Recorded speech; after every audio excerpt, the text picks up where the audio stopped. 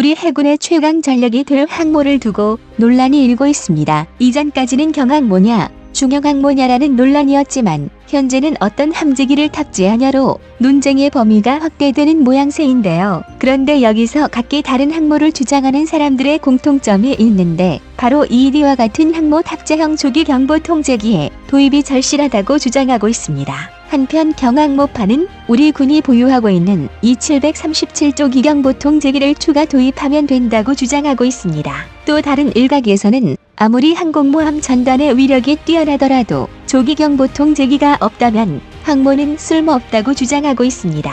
그렇다면 그들이 주장하는 조기경보 통제기는 무엇일까요? 일반인 분들도 조기경보 통제기라는 단어를 많이 들어서 익숙하지만 이게 제가 정확히 어떤 일을 하는지 자세히 아시는 분들은 많이 없으신데요. 그래서 준비했습니다. 오늘은 여러분들이 모르는 조기경보기에 대해 알아보겠습니다. 소총부터 미사일까지 모든 무기에 적용할 수 있는 필승법입니다. 적보다 먼저 적을 발견한다는 것은 적보다 많은 기회를 차지한다는 것이고 그만큼 작전을 성공적으로 이끌 수 있다는 뜻이기도 합니다. 그래서 어느 군대든 적보다 멀리 보기 위해 많은 노력을 기울이는데요. 이를 증명하듯 멀리 볼 수 있는 능력이 늘어날수록 군대는 더 강해졌습니다. 특히 레이더와 무선 통신이 등장하면서 이 지휘의 거리는 비약적으로 상승했는데 걸프전에서 다국적국을 지휘한 슈워츠코프 장군은 수백 킬로미터 단위로 흩어져 있는 수십만 다국적군을 눈앞에 있는 것처럼 지휘해 이라크군을 완전히 와해시켰습니다. 이렇게 세밀한 지휘를 할 수 있었던 배경에는 최첨단 정찰 위성과 레이더를 바탕으로 구성된 강력한 지휘 통제 체계에 있었습니다. 이처럼 뛰어난 지휘 통제 체계를 갖추고 있느냐는 전쟁에서 굉장히 중요합니다. 특히 군대의 규모가 커지고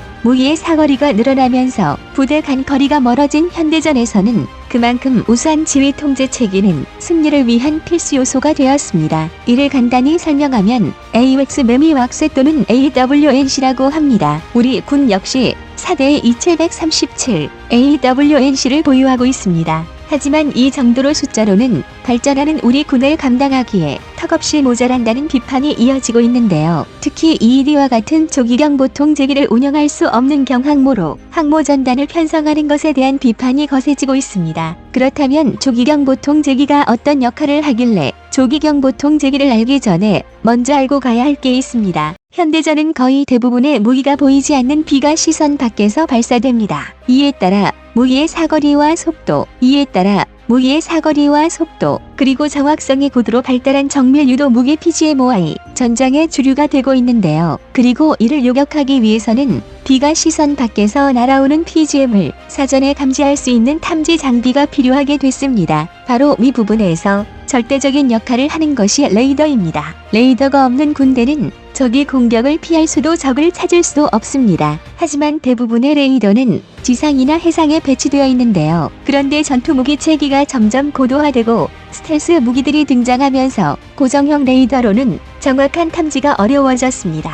이 때문에 등장한 것이 하늘에서 최대의 효율을 발휘하도록 개발된 공중 레이더라고 하는 공중조기 경보기 AW입니다. AW는 공중조기 경보를 의미하는 에어본 얼리 워닝의 준말인데요. 말 그대로 적이나 적이 발사한 무기를 좀 더 빨리 찾아내 경보를 해주는 움직이는 이동형 경보 체계라고 할 수 있습니다. 대표적인 예시로는 미국의 E가 있습니다. E는 원반형의 거대한 레이더를 항공기 상부에 탑재해 항모 전단의 함정이 탐지할 수 없는 거리 밖의 적들을 찾아내거나 적이 공격을 함대에 경고해줍니다. 그리고 E의 이런 기능은 조기 경보기가 공중전만큼이나 해전에서 아주 결정적인 역할을 하게 해주는데요. 이는 레이더가 사용하는 전파의 특성과 지구의 구조 때문입니다.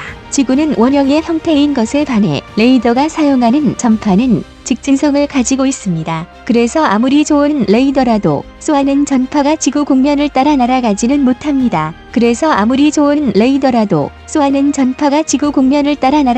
못합니다. 게다가 직진하는 전파와 지구 공면 사이의 간격이 커지면서 레이더가 탐지할 수 없는 사각 역시 커지게 됩니다. 일례로 하와이에서 전 지구로 전파를 뿌릴 수 있는 레이더가 있다고 하더라도 그것은 전파를 뿌릴 수 있다는 것이지 모든 물체를 탐지할 수 있다는 이야기는 아닙니다. 따라서 하나의 강력한 레이더보다 여러 개의 준수한 레이더를 중복해 배치하는 것이 더 효율적인 작전 환경을 제공하게 되는데요. 하지만 거대한 태평양에서 최강의 무기체계를 보유한 미국조차도 불가능한 일입니다. 더 정확히 말하자면 시설을 유지하는 데 필요한 비용 대비 가성비가 맞지 않습니다. 그래서 이런 자연적인 환경을 극복하게 만들어준 것이 조기 경보기입니다. 그래서 미국에는 EED라는 최신의 조기 경보기가 각 항모에 배속되어 있는데요.